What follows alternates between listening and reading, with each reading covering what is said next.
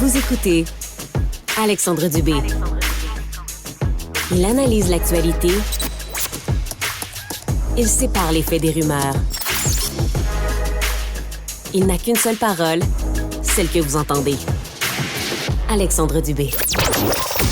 Les drôles se font troller. Avec Jean-Denis Scott.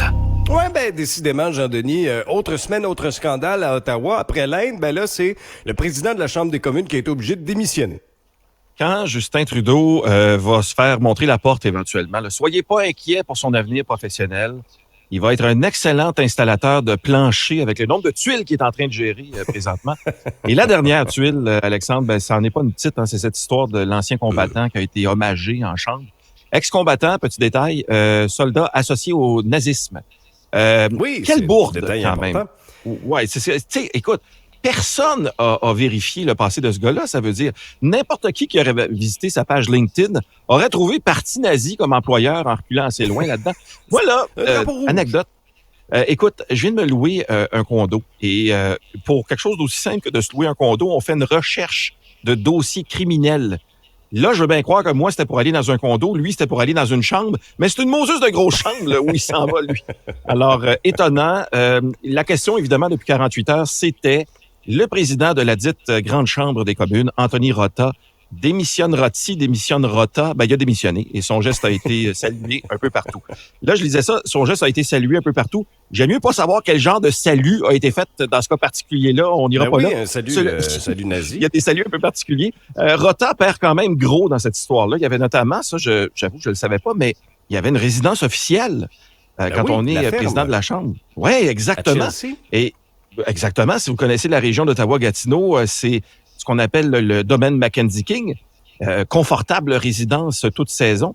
D'ailleurs, selon ce qu'on m'a dit, M. Rota avait une grosse fête d'organiser cette fin de semaine. Et croyez-le ou non, pas certain que ça a été annulé encore, si bien que les préparatifs sont encore en cours. Je pense même que dans un instant, Alexandre, il y a un collaborateur des Trolleries qui va nous appeler de là-bas pour nous dire où est-ce que ça en est. Tu l'as dit, le nom, c'était La Ferme pour la résidence, ce qui est tout à fait approprié pour un locataire qui a perdu sa job en parlant un petit peu trop. Notons qu'en guise de punition, le gouvernement Trudeau compte relocaliser M. Rota au 24 Sussex, encore une fois, la punition ultime pour n'importe qui est dans le gouvernement. Alors, c'est un autre dossier embarrassant pour Trudeau, puis tu sais, vraiment, les problèmes en Inde, tu le disais tantôt, les problèmes avec la Chine, le soldat avec la croix gammée. Décidément, on peut dire que Trudeau a vraiment de la misère en Asie. Chez nos voisins du Sud, maintenant, Donald Trump a été déclaré responsable de fraude financière répétée par le juge Arthur Engoron. Alors, essentiellement, pendant des années, Trump aurait gonflé ses actifs et selon plusieurs femmes de la trempe de Stormy Daniels, c'est à peu près une des seules choses qui est encore capable de gonfler. Exemple de gonflement, M. Trump a évalué sa résidence à Mar-a-Lago, en Floride, à 739 millions de dollars. Ça, c'est 10 fois plus. Ouais, 10 fois plus qu'une estimation plus raisonnable de sa valeur, dit-on.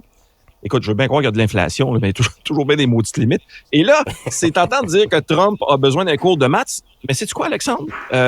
S'il évalue sa maison à 740 millions, alors qu'elle en vaut 74, donc 10 fois moins, moi, je pense que c'est des cours de français dont il a besoin. Parce que moi, une des compétences qu'on m'a transmises en français, c'est comment mettre les virgules à bonne place. Et clairement, si tu écris 740 au lieu de 74... Trump, c'est juste pas où mettre ses virgules dans ses jobs d'évaluation. Évidemment, de son côté, Trump a déclaré qu'il avait rien fait de mal. Il a déclaré que le juge est démocrate, fait qu'on le sait bien.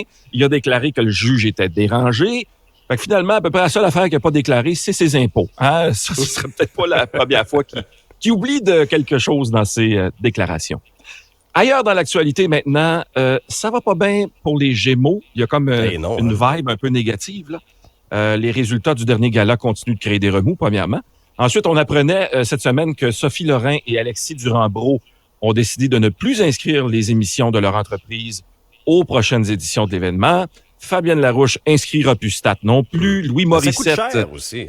C'est cher. Puis on commence à se demander, évidemment, si on mettrait pas notre argent ailleurs. C'est notamment ce qu'a dit Louis Morissette, KO TV. Il y a Richard Spear aussi qui a dit la même chose. Alors ça vient... après quelques autres dossiers chauds comme la disparition des catégories genrées au gala. Alors, conclusion dans tout ça, Les Gémeaux ont voulu faire disparaître les genres, mais finalement, les Gémeaux, c'est un genre qui va peut-être disparaître. Tout simplement, c'est comme ça que ça se résume. Parlant de trucs qui sont pas disparus, mais on se demande où est-ce que ça s'en va, Maxime Bernier a dû expliquer un tweet tata qu'il avait récemment fait au sujet du président de la Chambre. Je vous donne son tweet, là, c'est pas si long. Quelqu'un a-t-il récemment vérifié si les détecteurs de fumée fonctionnent dans les édifices du Parlement? J'ai entendu dire que ce type d'édifice se brûle facilement et que ce n'est pas à cause des changements climatiques. Fin de la citation. Il a dû s'expliquer et préciser qu'il fait référence à l'incendie du Reichstag en 1933, mais c'est pas la première fois que Maxime Bernier écrit des choses que personne ne comprend. Le plus éloquent des exemples, c'est quand il a choisi le mot « populaire » en enregistrant le nom de son parti. Ça, personne ne l'a compris encore. On a hâte que quelqu'un nous l'explique très, très bientôt. Écoute, en terminant, on me dit, Alexandre, oui, le micro des trolleries est sur place à la résidence officielle du président démissionnaire de la Chambre des communes, où il y a des préparatifs d'un party apparemment qui n'a pas encore été annulé cette fin de semaine. On sera en test de son présentement en prévision d'une danse. Écoutons ce qui se passe là-bas présentement.